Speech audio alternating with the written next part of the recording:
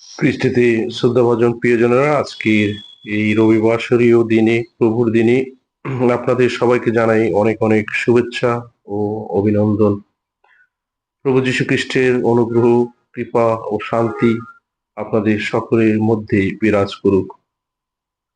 প্রিয়জনেরা, আজকের শাস্ত্রবাণীগুলো নিয়ে যদি আমরা একটু গভীরভাবে বিশ্লেষণ করতে চেষ্টা করি, তাহলে দেখব আজকের প্রথম পাঠ পেনসিরাকির রচনাবলী থেকে নেওয়া হয়েছে।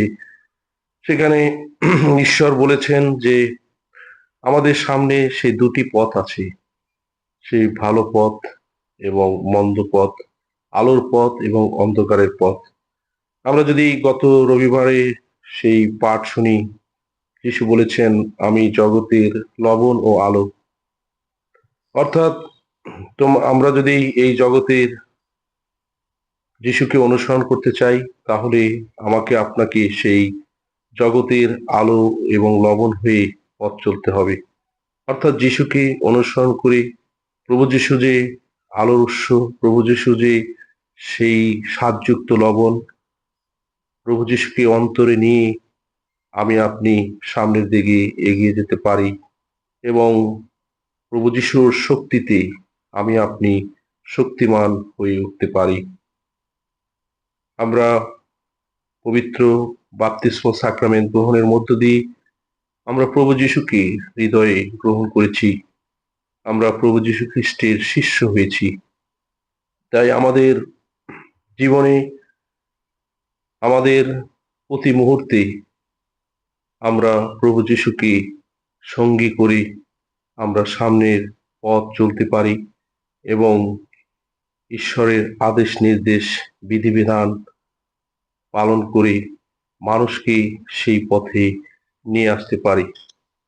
তাই আজকের প্রথম শাস্ত্রপাঠ আমাদেরকে এই শিক্ষা দেয়, যেন আমরা সত্য, ন্যায়, যা কিছু ভালো, সুন্দর, তা যেন বেছে নিতে পারি। প্রভু যীশু আমাদেরকে স্বাধীন করেছেন ক্রুশে মৃত্যুবরণ করার মধ্য দিয়ে।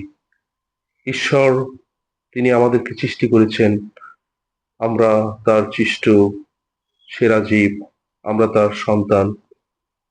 তিনি আমাদেরকে স্বাধীনতা দিয়েছেন, আর এই স্বাধীনতা যেন আমরা সুন্দরভাবে, পবিত্রভাবে রক্ষা করি, ঈশ্বরের পরিকল্পনা অনুযায়ী যেন এই পৃথিবীতে নিজেদেরকে চালিত করতে পারি। তো আজকের প্রথম পাঠ এবং সেই সাথে আজকের দ্বিতীয় পাঠে করিন্থীয়দের কাছে সাধু পলের পত্রে সাধু পল স্পষ্ট করে বলেছেন যে প্রভু যিশুই হলেন আমাদের জীবনের সেই কেন্দ্র এবং উৎস। আমরা সবসময় যেন প্রভু যিশুর কে দিশারি করি, আমরা যেন আমাদের জীবনকে সেইভাবে গড়ে তুলতে পারি এবং সামনের দিকে এগিয়ে যেতে পারি। আজকের মঙ্গল সমাচার আমরা যদি একটু গভীরভাবে বিশ্লেষণ করি, মতিরচিত মঙ্গল সমাচার, সেখানে আমরা সেই শুনতে পাই যে কি ধরনের হৃদয় নিয়ে, কি ধরনের মনোভাব নিয়ে, কি ধরনের সে ভালোবাসা নিয়ে আমরা ঈশ্বরের কাজ এই পৃথিবীতে করে যেতে পারি। ঈশ্বর চায় যেন আমরা তাকে অন্তর দিয়ে ভালোবাসি এবং আমাদের প্রতিবেশী ভাই মানুষকেও নিজের মতো করে ভালোবাসতে পারি। অনেক সময় ঈশ্বরকে ভালোবাসা এবং প্রতিবেশীকে ভালোবাসা, এটা খুব সহজ বিষয় নয়। আমরা অনেক সময় মুখে বলি হে প্রভু প্রভু, কিন্তু আমরা অন্তরে ঈশ্বরকে কতটুকু ভক্তি করি, তাকে কতটুকু অন্তরে আমরা ডাকি। আমরা যখন সেই একসাথে প্রভু যিশু যে প্রার্থনা শিখিয়েছেন, সেই প্রার্থনা যখন আমি আপনি ভক্তি নিয়ে বলি, কতটুকু ভক্তি নিয়ে আমরা পিতাকে ডাকি, আমরা বলি হে আমাদের স্বর্গস্থ পিতা, কতটুকু ভক্তি নিয়ে আমরা সেই ঈশ্বরের বন্দনা করি। আমরা যখন প্রভুর প্রার্থনা করি, তোমার রাজ্য প্রতিষ্ঠা হোক, তোমার ইচ্ছা যেমন স্বর্গে তেমনি মর্তেও পূর্ণ হোক, আমাদের দৈনিক অন্ন অর্থ আমাদিগকে দাও, আমরা যেমন অপরাধীকে ক্ষমা করি তেমনি তুমি আমাদের অপরাধ ক্ষমা করো, আর আমাদিগকে প্রলোভনে পড়িতে দিও না। প্রিয়জনেরা, আজকের শাস্ত্রবাণীগুলোর আলোকে আমরা নিজেদেরকে একটু মূল্যায়ন করে দেখতে পারি। কতবার আমরা অন্যকে ক্ষমা করি। অনেক সময় আমরা অন্তর থেকে অন্যকে ক্ষমা করতে পারি না বা অথবা চেষ্টা করি না। কিন্তু যিশু চান আমি যখন সে আমার নৈবেদ্য উৎসর্গ করতে আমি যখন তার কাছে আসি, আমি যেন পরিশুদ্ধ অন্তর নিয়ে আসতে পারি।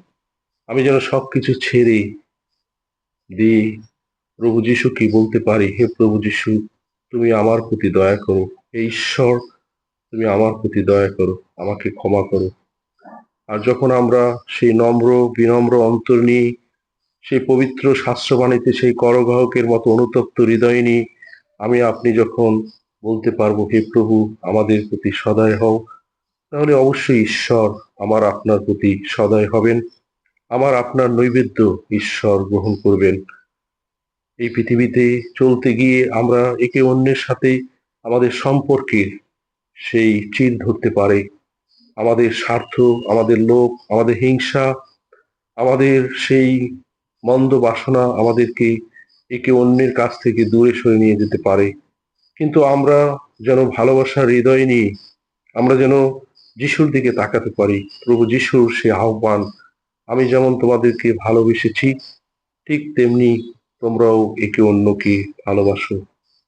আসুন আমরা ভালোবাসার মানুষ হই, প্রভু যিশুকে অন্তরে রাখি, প্রভু যিশুকে অন্তরে নিয়ে আমি আপনি তার অনুগামী হয়ে তার আদেশ নির্দেশ বিধিবিধান অন্তরে রেখে আমি আপনি যেন সামনের দিকে এগিয়ে যেতে পারি।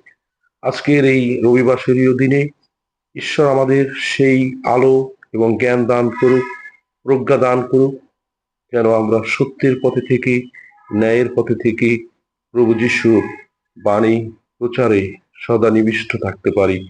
আমাদের নৈবেদ্য যেন অন্তর দিয়ে ঈশ্বরের চরণে উৎসর্গ করতে পারি। ঈশ্বর যেন আমাদের হৃদয়কে গ্রহণ করতে পারেন এবং আমাদেরকে প্রতিনিয়ত আশীর্বাদ করেন। আজকের এই বিশেষ দিনে প্রেমময় পিতা আমাদের সকলকে ভালো রাখুন, সুস্থ রাখুন এবং আমাদেরকে তার সেই প্রতিদিন প্রতি মুহূর্তে তার কৃপা আশীর্বাদে ধন্য করুক। আমেন।